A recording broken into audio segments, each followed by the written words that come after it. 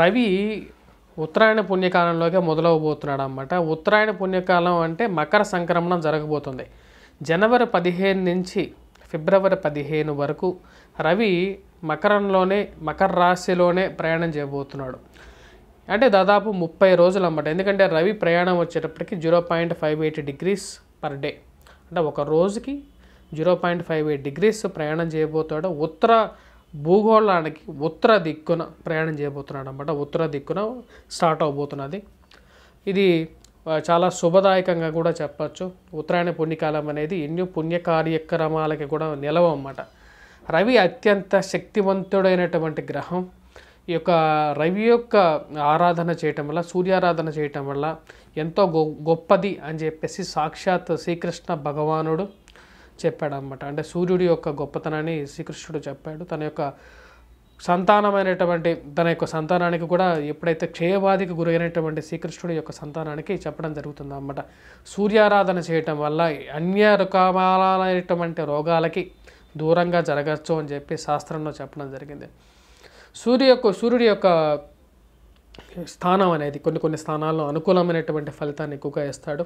మనం పూర్తిగా గమనించినట్లయితే 3, 6, 10, 11 స్థానాల్లో పూర్తి అనుకూలమైనటువంటి ఫలితాలుగా ఇవ్వడం జరుగుతుంది అన్నమాట. అంటే రవి తన యొక్క స్థానాల్లో సంచారం చేస్తున్నప్పుడు 3, 6, 10, 11 స్థానాల్లో సంచారం చేస్తున్నప్పుడు తన యొక్క బలాన్ని పూర్తిగా ఇవ్వగలుగుతాడు అన్నమాట. అంటే ముఖ్యంగా రవి ఎవరి జాతకంలో అయితే సరైన స్థానంలో ఉంటాడో, రవి మహర్దశ చాలామంది జాతకాల్లో అనుకూలంగా ఉండదు. అంటే రవి మహర్దశ వస్తే మనం ఏదో ఉచ్చ స్థానంలోకి వెళ్తాము అని చెప్పి కొంతమంది అనుకోవచ్చు. కానీ సూర్యుడి యొక్క మహర్దశ వచ్చినప్పుడు చాలామంది అధపాతాళంలోకి వెళ్ళిపోయిన వాళ్ళు ఎంతోమందిని నేను చూశాను అన్నమాట. సరైన స్థితిగతిలో ఉండదు. చాలా తక్కువ మందికే సూర్యుడు రవి యొక్క మహర్దశలో ఉచ్చ స్థానంలోకి వెళ్తారన్నమాట. మిగతా వాళ్ళందరూ అంత అనుకూలంగా ఉండదు. సూర్యుడు సరైన స్థానంలో ఉన్నప్పుడు వారు ఎలా ఉంటారంటే వారి యొక్క జీవితంలో ఒక మంచి ప్రొఫెషనల్గా బాగా ఎదుగుతారన్నమాట. ఉద్యోగరీత్యా డాక్టర్స్ గాను, నర్సెస్ గాను సొసైటీలో రికగ్నిషన్ అనేది ఉంటుంది.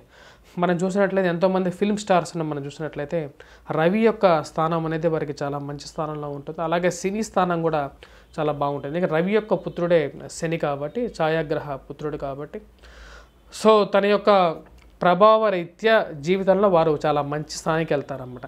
శని బలంగా ఉన్నప్పుడు వారికి సొసైటీలో రికగ్నిషన్ ఎందుకు వస్తుంది అంటే రవి పుత్రుడు కాబట్టి.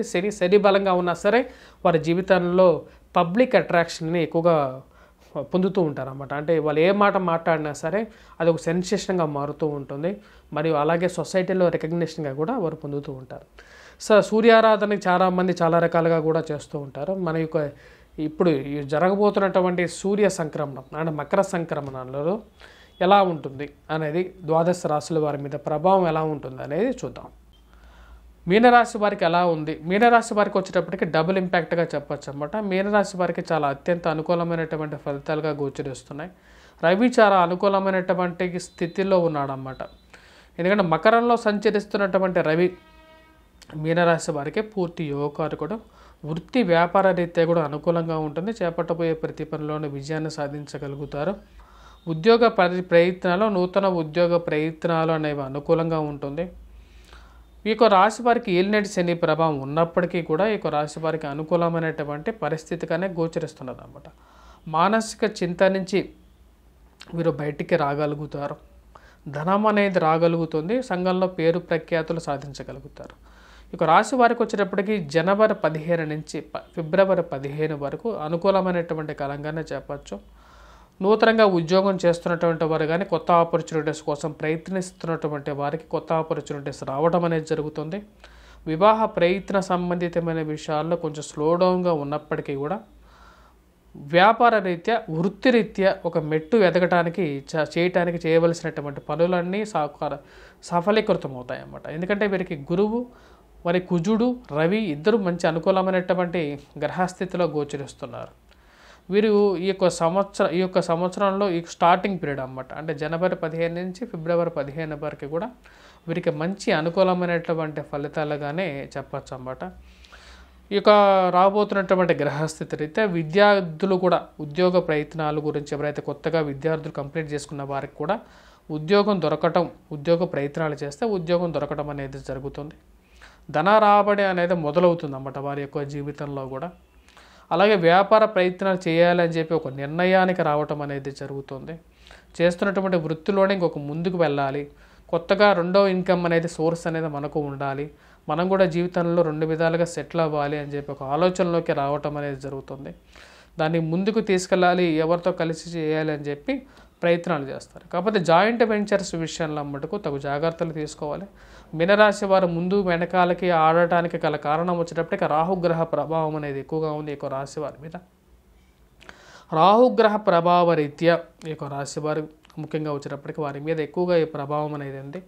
ముందుకి వెనక్కి ఆలోచన అనేది ఎక్కువగా ముందుకు ఆలోచిస్తూ ఉంటారన్నమాట. ఎందుకంటే రాహు ఎప్పుడైతే జన్మరాశిలో చేసేటప్పుడు ఏ నిర్ణయం తీసుకోవాలనుకున్నా సరే ముందుకి వెనక్కి వెళ్తూ ఉంటారు. ఆ యొక్క నిర్ణయం మీద ఒక నిర్ణయం తీసుకోగలుగుతారన్నమాట. ఈ యొక్క నెలలో ముందుకు వెళ్తారు, దానిలో సక్సెస్ అని వెళ్తారు, సక్సెస్ తీసుకోగలుగుతారు కూడా. విద్యార్థులు పోటీ పరీక్షల కోసం ప్రిపేర్ అవుతున్న వారు విజయాన్ని సాధించగలుగుతారు. గవర్నమెంట్ పబ్లిక్ రిలేటెడ్ సెక్టర్స్లో కూడా అనుకూలమైనటువంటి ఫలితాలు పొందగలుగుతారు.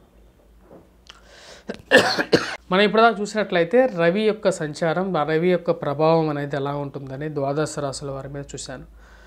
రవి అన్ని రాశుల వారికి యోగాన్ని ఇవ్వడం అన్నమాట. అంటే కొన్ని రాశులకి కొన్ని నష్టాన్ని కూడా కలిగిస్తూ ఉంటాడు. రవి యొక్క సంచారం అనేది, రవి సరైన స్థానంలో లేనప్పుడు వాడి యొక్క ప్రభావం అనేది ఎలా ఉంటుందనేది కూడా మనం చూసాం. అంటే కొన్ని రాశులకి ధనక్షయకారకుడుగా ఉంటాడు, ఆరోగ్యాన్ని హరిస్తాడు. కొన్ని రాశులకు వచ్చేటప్పటికి చాలా ఉచ్చమైనటువంటి స్థితిలోకి తీసుకెళ్తాడు. మేషరాశి వారికి అనుకూలంగా ఉన్నప్పటికీ వృషభ రాశికి అనుకూలంగా లేదు, పక్క రాశి. మరి మీనరాశికి అనుకూలంగా ఉంటుంది. అలాగే ధనుస్సు రాశికి అనుకూలమైనటువంటి ఫలితాన్ని ఇవ్వట్లేదు.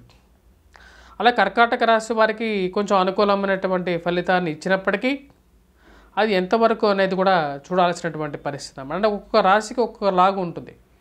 వాటి గురించి మనకు క్లియర్గా చెప్పడం జరిగింది. దాపరికం లేకుండా కూడా ఉన్నది ఉన్నట్లుగానే కుండల బద్దలు కొట్టినట్టుగా చెప్పడం. ఎందుకు చెప్తున్నామంటే కొన్నిసార్లు మనం తీసుకోవాల్సినటువంటి నిర్ణయాలు, మనం తీసుకోవాల్సినటువంటి పరిగణలోకి తీసుకోవాల్సినటువంటి స్థితి రీత్యా మనం ముందుకు వెళ్ళాలన్నమాట. అంటే యోగాన్ని ఇస్తాడా ఇవ్వడా?